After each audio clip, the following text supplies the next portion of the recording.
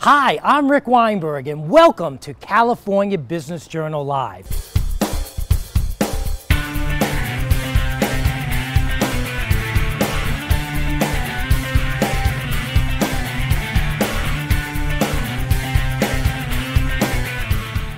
Today's show features one of the most fascinating businesses in California, Seed, an eco-friendly green company located in the eclectic area in Costa Mesa known only as The Camp. Seed offers an amazing and unique variety of product that you won't find in one place, not only in Southern California, but in the world. Seed was really an extension of what the Camp concept. Camp is one of the first green retail projects in the country. It's about 11 years old. The Seed project is about 5 years old, and it really is a accumulation of several different movements. You know, it's about education, culture, sustainability, and we really wanted to be a place that celebrated the people that were really focusing on those types of products. Take me back to the original moment when Seed popped into your head and how you envisioned it to be. Well, again, the platform for us was the Camp. You know, the Camp was the first that I'm aware of green retail center in the country. This project is, it's really looking back, I think we've really had the opportunity to do some fun things. We have a full percolation system in the parking lot here. We have grass roofs, all of the wood is certified, so I think Seed really, we wanted product that basically was the extension of the campus that we've built in here. And quite honestly, we looked around the country, we were hoping that we could find somebody that was a, sort of full-fledged retailer to come in and do this, and we unfortunately weren't able to find that particular retailer we were looking for. Economy was not very good 5 years ago, as you may recall. So based on our background, we decided, you know what, I think this is something we're going to take on and create on our own, because we wanted it to be authentic and we weren't willing to sacrifice on the authenticity. I think that's what sort of gave us the inspiration to do this. This section of the store is what we call the apparel. The apparel is really geared towards this nomad travel, and it's sort of that, the outdoor guy meets the urban.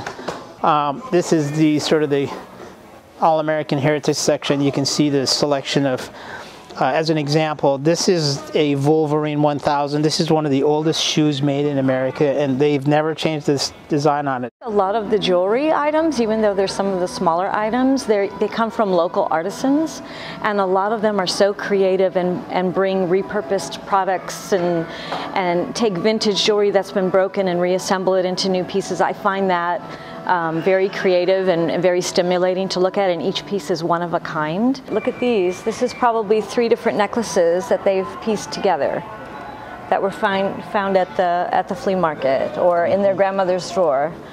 Supporting local artists also is a big mission here. Localization, customization, all of that has been our mantra from the very beginning.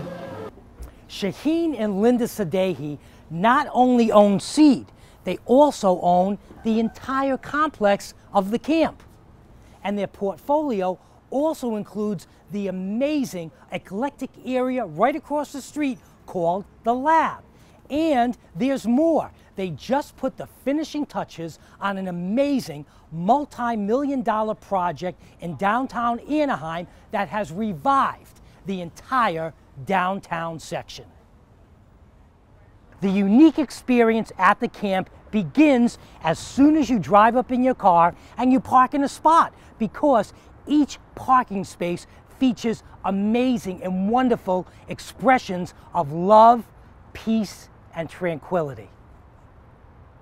I think we're in the memory-making business. We really want people to, have their experience start right from the parking lot, as opposed to once they enter the center or once they enter the store or once they enter one of our restaurants. So, we really think through the whole process. I think most of us around the world, and particularly in this country, live fairly stressful lives, and I think this blending of mindfulness with the goods and services, I think that's I honestly think that's sort of the wave of the future, So we wanted to make sure that we offer products and experiences. At the same time, we wanted to make sure that the products are meaningful, and we want the place to feel like community. I think it's very important that people have this sort of this village comfort level when they participate in our projects, as opposed to a traditional mall, which doesn't really have much of a personal customization or personality. Your average young person, and I was very focused into the youth culture back then, wasn't the one to go hang out at the mall. I think they did in the 70s. I grew up in Michigan. That was the thing to do when I grew up in the 60s and 70s. But I think this next generation seemed to be a lot more sophisticated. And I think the sort of the short of it is, I read an article in Wall Street Journal that Mall of America was kicking kids out of the mall because they considered them as cotton candy eating, bubble gum chewing, hot dog on a stick consumer. And I'm looking at this customer and thinking, wow, we just sold a couple $2 billion worth of surf clothes, and they were into clean oceans, they were into politics, they were into technology. This was a sophisticated generation coming through.